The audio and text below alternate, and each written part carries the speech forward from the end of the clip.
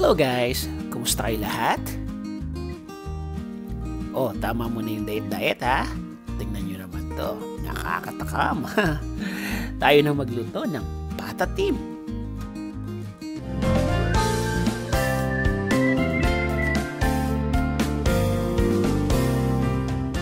Narito ang mga ingredients na ating gagamitin.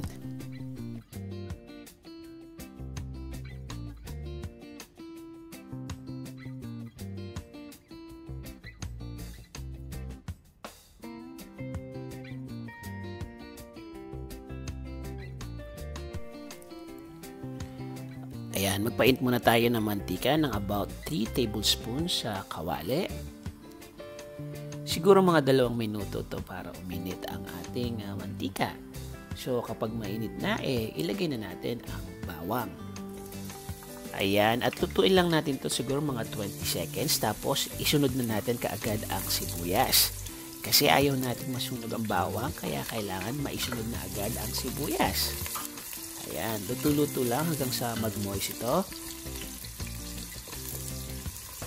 Guys nga pala, ang kumpletong listahan ng ating ingredients ay nasa dulo ng video ito ha. Ayan, at pwede natin isunod ang black pepper.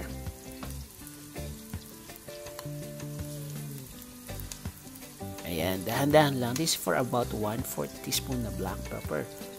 So ngayon, ang gagawin natin, haluin lang ito muli para isusutay natin para lumabas yung aroma nito. Diba? So ngayon, ilalagay natin ang soy sauce. Pero guys, sa 1/2 cup na soy sauce, konti lang muna ang ilalagay natin. Ayan. Isutay lang ito. O diba? Bango.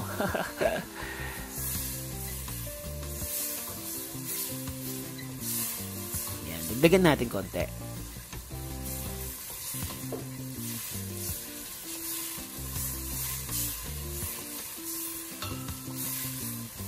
Ayan, stir lang natin hanggang sa medyo matuyo ang toyo. Tapos, isusunod natin ang ground pepper.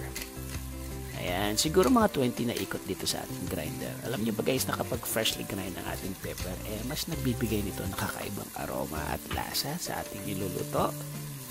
Ayan, at pwede natin ilagay ang ating pata or pork knuckle.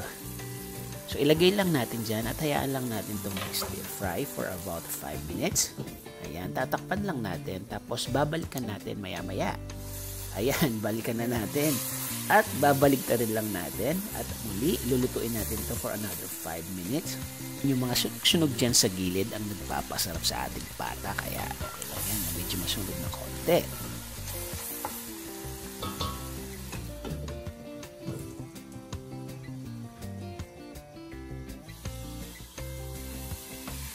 So, after mga ilang minuto guys, ito na yung ating pata.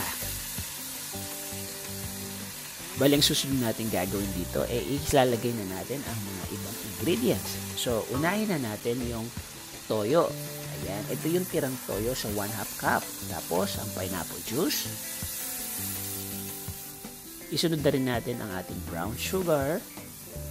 Asin. Ayan, siguro 1/2 teaspoon to ng asin. Tapos maglagay na rin tayo ng mga 2 piraso ng bay leaves, whole peppercorn, yeah, at star anise na talagang magpapabango sa ating patatim. Ayan, at haluin lang natin ng bahagya at pwede na natin itong lagyan ng tubig. Ayan. So ayan guys, sana ilagay na natin lahat ng ingredients. So ang ating gagawin ngayon papalambutin na lang natin ang karne. Kapag kumukunti na yung tubig or yung sauce, nagiging thicken na pero hindi pa rin malambot ang karne, maglagay ulit tayo ng tubig. Guys, sa tansya ko, nakapag-add tayo ng water ng mga 2.5 liters para ma-achieve natin yung lambot nito. So, bali, binabaliktad-baliktad natin paminsan-minsan para maging even ang pagpalambot ng ating karne. Kapag medyo nag-thicken na ang sauce at malambot na rin ang karne, pwede natin isunod ang ating pang side dish. Ito at bok choy lang naman ang binablanch ko ngayon na pang terno sa ating patatim.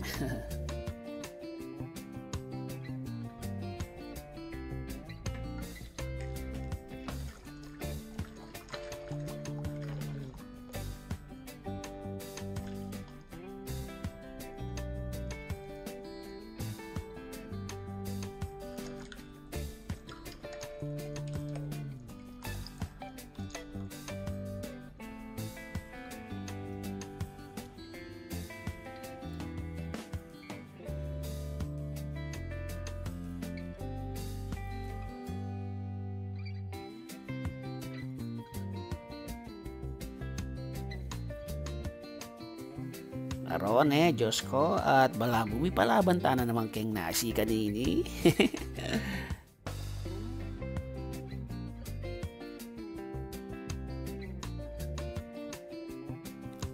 Presenting ang ating patatim. Sana ay natakam ko kayo sa ating menu for today, at kung nagustuhan niyo po ito, paki-like na lang at paki-share na rin to sa inyong mga friends and relatives. Huwag niyo na rin kalimutan mag-follow sa ating Facebook page na Boy Kusina at sa ating YouTube channel na Jeff Simon.